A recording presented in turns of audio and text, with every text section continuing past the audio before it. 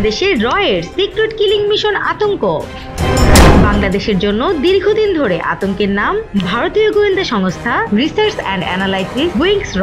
বিগত 15 বছর ধরে দেশটির রাজনৈতিক ও প্রশাসনিক কাঠামোতে গভীর প্রভাব বিস্তার করেছিল সংস্থাটি।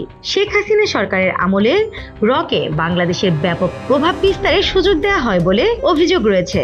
তবে 5 আগস্ট ছাত্র জনতার গণ অভ্যুত্থানের পর শেখ হাসিনার দেশ ত্যাগের ফলে ভারতের আধিপত্য অনেকাংশে দুর্বল হয়েছে। তবুও থেমে নেই ষড়যন্ত্র। অভিযোগ উঠেছে বাংলাদেশকে অস্থিতিশীল করতে নতুন পরিকল্পনায় কাজ করছে রয়ের গোপন মিশন ও টার্গেট কিলিং এর আশঙ্কা।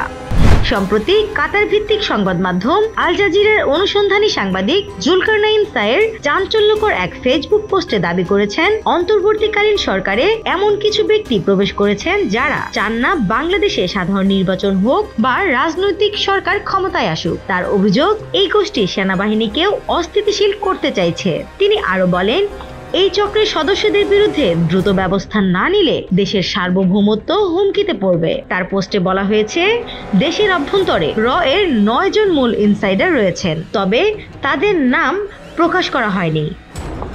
এর বাংলাদেশে প্রবেশ ও তৎপরতা।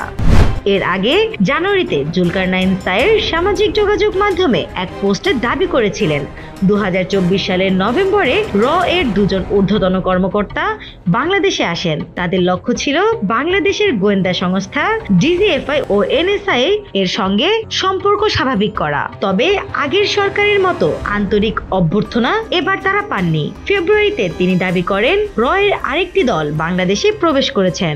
ধারণা করা হচ্ছে এই এজেন্টরাই টার্গেট কিলিং মিশন চালাতে পারে, যদিও নির্ভরযোগ্য কোনো সূত্র থেকে এখনো এ ধরনের তথ্য নিশ্চিত করা যায়নি। নিউজ ডেস্ক, দৈনিক নতুন সময়, ঢাকা।